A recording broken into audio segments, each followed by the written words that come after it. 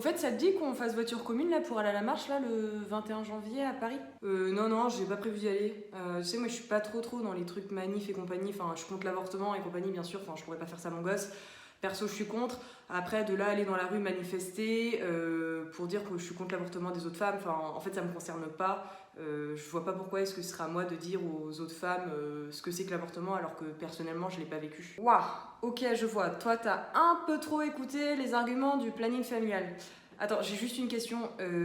Pourquoi est-ce que t'avorterais pas dans ce cas-là? Bah parce que voilà, perso, je pense que c'est un enfant. Je vais pas faire ça au mien. Encore une fois, je n'avorterai pas de façon personnelle.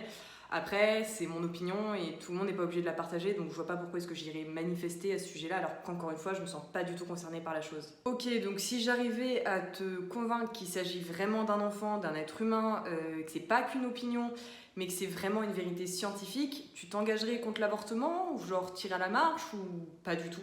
Ouais, mais en fait, là-dessus, tous les médias se contredisent. Enfin, tu vois, tu regardes les avis du planning familial, les avis du coup de la marche, les avis de l'OMS. Enfin, en fait, à chaque fois, il y a des avis ultra différents. Donc après, je vois pas trop comment est-ce qu'on peut avoir une opinion objective sur cette question-là. Enfin, vraiment plutôt un avis objectif. Sachant qu'en fait tout le monde se contredit. Alors non, tout le monde ne se divise pas sur cette question-là. Effectivement, les médias se divisent dessus. Tu regardes l'avis du planning familial, ils vont dire qu'il s'agit d'un amas de cellules. Mais en réalité, si tu consultes la communauté scientifique, tu verras qu'elle a un avis très clair là-dessus. D'ailleurs, si tu consultes par exemple les fondements de l'embryologie ou tout type de documents scientifiques sur la question, tu liras que la fécondation, c'est vraiment le point de départ de l'histoire de tout individu, donc de l'être humain. Donc en gros, ça veut dire que dès ta fécondation, tu possédais déjà ton patrimoine génétique actuel, tu avais déjà ton ADN qui était propre, qui était unique, et que toi seul posséderas dans toute l'histoire de l'humanité. Et c'est ça qui est incroyable. Et donc à partir du moment où justement la communauté scientifique explique clairement qu'à partir de la fécondation, il y a un être humain, l'avortement est justement un acte qui vient factuellement éliminer cet être humain qui vit dans le sein de sa mère. Donc partant de cela, ce n'est pas simplement ton bébé parce que tu es sa mère qui est humain à tes yeux, mais tous les embryons qui le sont de façon objective et scientifique.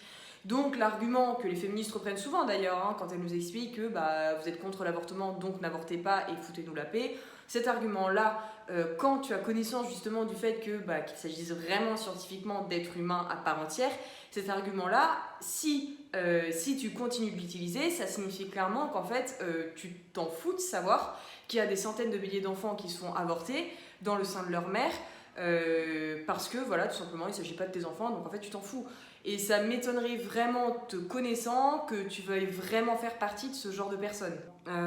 Moi, du coup, c'est quand la date de la marche déjà, t'as dit?